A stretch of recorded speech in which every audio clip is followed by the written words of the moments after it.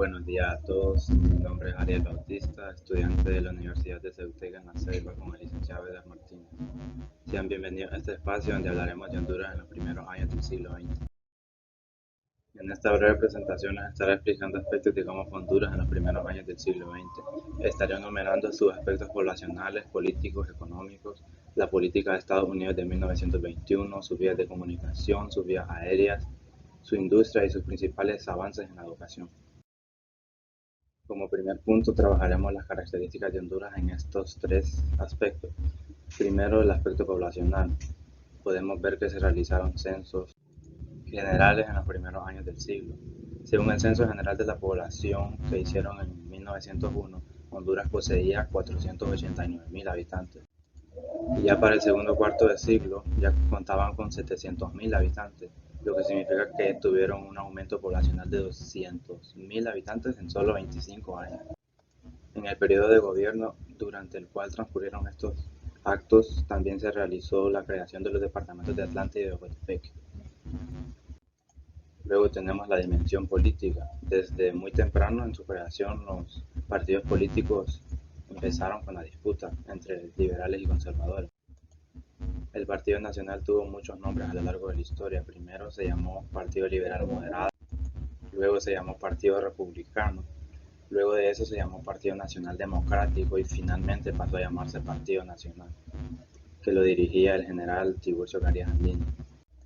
Casi a finales del primer cuarto del siglo, el Partido Nacional quedó constituido de manera definitiva. Y como última dimensión tenemos la economía.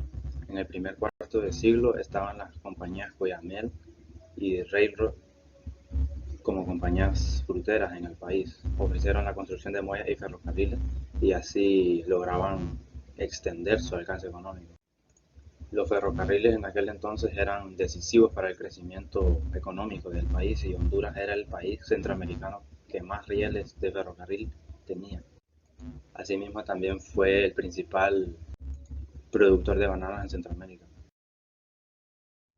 En conclusión, en cuanto a población, es evidente que el país tuvo un ritmo enorme en cuanto al avance poblacional a principios del siglo XX. En política sabemos que empezó la disputa entre los idealismos políticos desde muy temprano, y en la economía Honduras fue una de las principales potencias en Centroamérica a principios del siglo XX.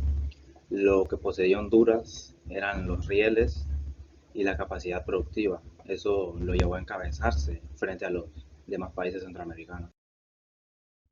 Como segundo punto tenemos la política de Estados Unidos de 1921. En este año, El Salvador, Honduras y Guatemala lucharon por que se estableciera la llamada República de Centroamérica. Y ahí es donde aparece esta política que evitó que eso pasara. Los representantes de estos países que enviaron a Estados Unidos fueron tratados con menosprecio y desatención. Y así la política de Estados Unidos de 1921 se opuso a que estos países fueran un solo país. Como siguiente punto tenemos las vías de comunicación antes de 1924. En el año de 1924 Honduras experimentó un gran avance en la comunicación, pero eso lo veremos más adelante. Por ahora estamos antes de 1924. Honduras solo contaba con una carretera, que era la carretera del sur desde Tegucigalpa hasta las proximidades del pueblo de La Venta. En conclusión, la escasez de las vías de comunicación dificultaba el comercio. No había muchas maneras de exportar los productos o sacar cosas del país, o incluso el simple acto de comunicarse. Como siguiente punto tenemos ahora sí la comunicación de Honduras después del 1924. A finales del 1924 ya estaba construida toda la carretera que mencionamos anteriormente, que era la del sur. Luego se construyeron muchas más carreteras. A finales de este año también el ferrocarril nacional tuvo más alcance.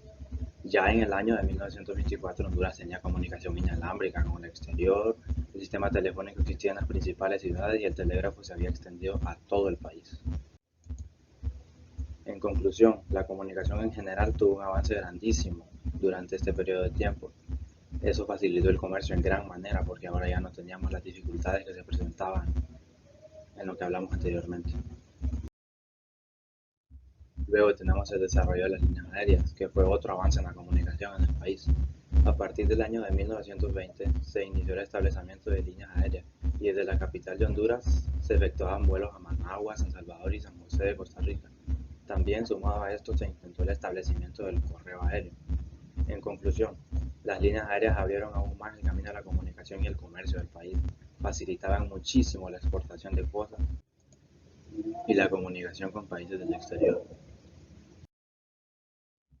Como siguiente punto tenemos la industria, que es un punto muy importante porque estaremos hablando de los avances de la industria en los primeros años del siglo XX en Honduras. En La Ceiba existían fábricas de calzado y otra de manteca vegetal. Continuaron estableciéndose fábricas de aguas, de gaseosas, de cerveza, jabones y velas. Aparecieron las primeras fábricas de tela y en San Pedro Sula se fundó la tabacalera hondureña S.A., que tuvieron como principal producto el cigarrillo King V. En Choluteca surgió una fábrica de capotes de hule y en Copán y Santa Bárbara continuaron fabricándose puros y sombreros. Choluteca y Olancho se distinguieron por sus quesos y astilleros de excelente calidad. En conclusión, Honduras tenía una gran capacidad productiva industrial. Eso lo llevó a ser uno de los países más desarrollados de Centroamérica en aquel tiempo. Como último punto tenemos los avances en la educación. En Honduras apareció el Instituto Nacional, la Escuela Normal de Varones y la conocida Escuela Normal de Señoritas de Tegucigalpa. La Universidad de Honduras funcionó al principio con las facultades de Jurisprudencia y Ciencias Políticas, Sociales y de Medicina y Cirugía, y se agregó después la Facultad de Ingeniería. Se empezaron a generalizar las escuelas rurales en las aldeas y caseríos, y se mantuvo la Escuela de Artes y Oficios y también se mejoró la Escuela Militar. En conclusión, la educación de Honduras fue uno de los fuertes en ese entonces del país. Había muchas corrientes de estudio, muchos tipos de educación, muchas fuentes de educación y muchas aplicaciones. Y eso es todo. Gracias por su atención. Espero que esta información le haya sido de utilidad.